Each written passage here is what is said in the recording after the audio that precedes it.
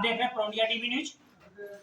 और आज पुनः बात करते हैं संस्कार की। संस्कार की बात इसलिए करते हैं क्योंकि भारत संस्कार और संस्कृत के लिए जाना जाता है और संस्कार दिवस के रूप में आज रविंद्र के द्विवेदी जी अपना जन्मदिन मना रहे हैं। क्योंकि कहते हैं कि अगर भारत के एक एक बच्चे में कहीं ना कहीं संस्कार जीवित रहेंगे तो हम अपनी संस्कृत के द्वारा निश्चित विश्व गुरु के उस पटल पर बैठ जाएंगे जिसका ख्वाब चाणक्य ने देखा था, चंद्रगुप्त मौर्य के लिए, पोरस के लिए देखा था।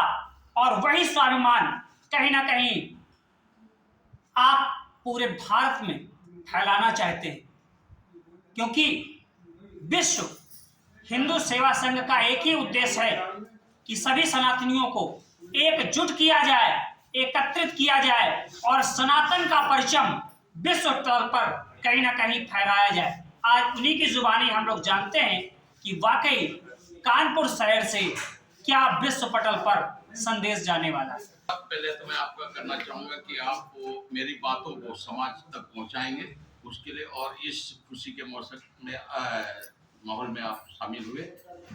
देखिए, मेरा जिस तरीके से आपने बताया कि पूरे देश में हिंदू सेवा संघ के कार्यकर्ता है और वो संस्कार दिवस के रूप में मेरा जन्मदिन मनाते हैं। संस्कार किस तरीके से हम लोगों पे भर पाए, क्योंकि आज हमारी जो धरा है, हमारी धरती है, संस्कार विहीन होते चली जा रही है।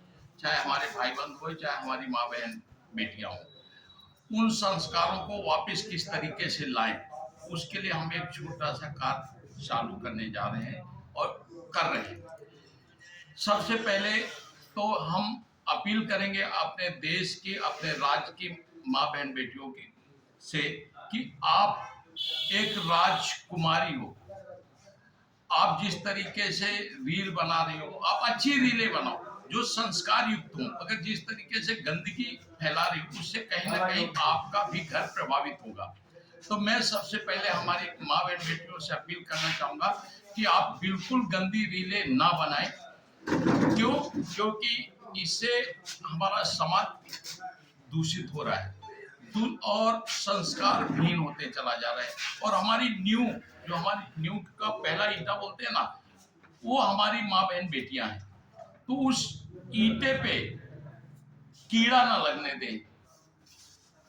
दूसरी बात, मैं युवाओं से आज कहना चाहूंगा कि आप सरकारी नौकरी के पीछे, खास करके सनातन धर्म को मानने वाले युवाओं से, कि आप सरकारी नौकरी के पीछे मत पड़िए। हमारे जो रोजगार हमारे हाथ से निकल गए हैं, उन रोजगारों को किसी भी तरीके से अपने पक्ष में लाइए और रोजगार के पीछे भागिए।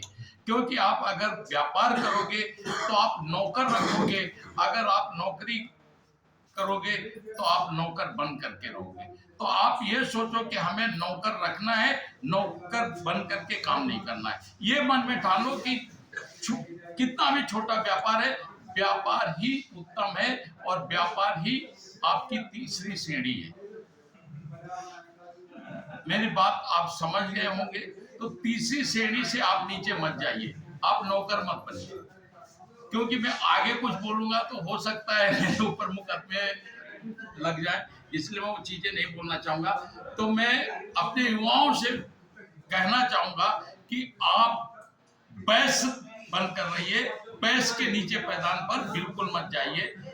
अगर आप बैस बन करके रहोगे तो आपको नीचे पैदान में जाने की आवश्यकता नहीं है। इसलिए सरकारी नौकरी का मोह छोड़ करके जितना ज्यादा से ज्यादा हो, आप छोटे से छोटे रोजगार से शुरुआत करिए और देखिए आप पहला कहाँ पहुंच जाते हैं। आज हमारे देश में सबसे बड़ा कौन है? अंबानी है। क्या किया उसने? छोटे से पेट्रोल पंप से व्यापार चालू किया, पेट्रोल पंप से व्यापार चालू किया और आज कहां से कहां पहुंचे। इसलिए आप व्यापार, छोटा से छोटा व्यापार है, उसको आगे बढ़ाइए। तीसरा, मैं कहना चाहूंगा हमारे देश के सनातन धर्म के मानने वाले लोगों से कि देश में सबसे ज्यादा विपत्ति जो आने वाली है वो जनसंख्या विस्फोट है। अगर भारत सरकार, राज्य सरकार इस विस्फोट पर कड़ी कार्रवाई नहीं करती, कड़ा कानून नहीं बनाती, तो आप इस कानून को बिल्कुल मत मानिए, अपनी जनसंख्या बढ़ाइए। क्योंकि आपकी जनसंख्या अगर नहीं बढ़ी और आप कमजोर हो गए तो आपको इस देश से विस्थापित होना पड़ेगा। इसलिए आपको राष्ट्र निर्माण के लिए सरकार पे दबाव बनाइए। अगर सरकार आपके दबाव पे काम नहीं करती है तो आप सबसे पहला काम है कि जितने सनातन धर्म के मानने वाले हैं वो जनसंख्या बढ़ाने का कार्य चालू करें, वरना ये जो आज हमारे कुकुरमत्ते काले अंग्रेज हैं, ये आपको इस देश से खदेड़ने की पूरी तैयारी कर रहे हैं। इस देश को खंडित करने के लिए सारे प्रयत्न कर रहे हैं। इनके प्रयत्नों को अगर आप पानी फेरना है, इनके प्रयत्नों को कमजोर करना है, तो आपको एकत्र होना पड़ेगा, आपको कट्टर धार्मिक होना पड़ेगा, आपको एक समूह में रहना पड़ेगा। अगर आप इस कार्यों में विफल रहे तो आपको 6 से 7 सालों के बाद उसी व्यवस्था का सामना करना पड़ेगा जो व्यवस्था का सामना कश्मीर के लोगों ने किया है। कश्मीर से केवल पंडित ही नहीं विस्थापित हुए, समस्त कश्मीरियों को वहां से विस्थापना का दुख झेलना पड़ा है। इसलिए आज मैं जो देख रहा हूं, जो व्यवस्था आज सरकार की देख रहा हूं, जो आज समाज की व्यवस्था देख रहा हूं, ये हमारे आने वाले दुख की घंटी है। इस दुख की घंटी को हम अपने गले में ना बांधे। यही मेरी आज जन्मदिन के शुभ अवसर पर लोगों से अपील है। जय श्री राम, वंदे मातरम। कानपुर में आपका कहीं ना कहीं, हम लोगों को भी कहीं ना कहीं एक प्रकार से सहयोग मिलता है। तो ये जो अभियान बनाया जा रहा है, कई टुकड़ों में हमने पाया है। 2 दिन की हमारी मुलाकात में भी मुझे समझ में आया।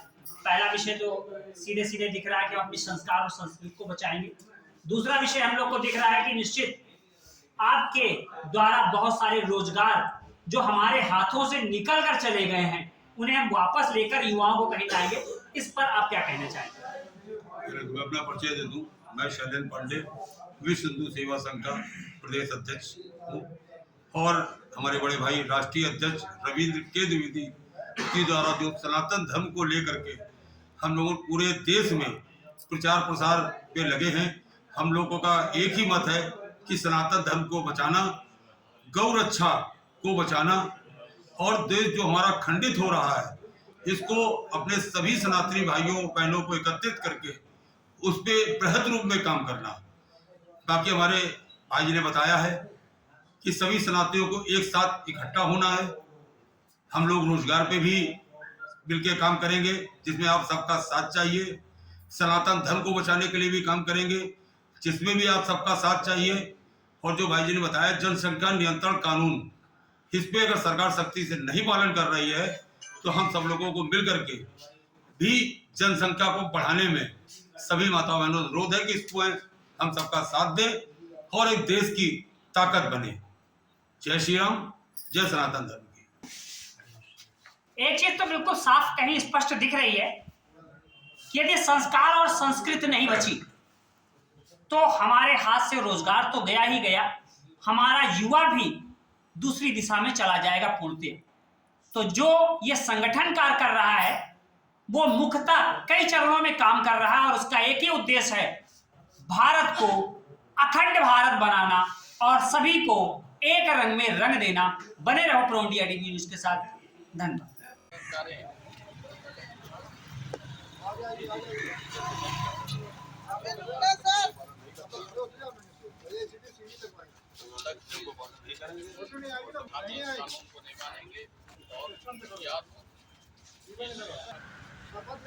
सब लोग शपथ के लिए आगे बढ़ाओ।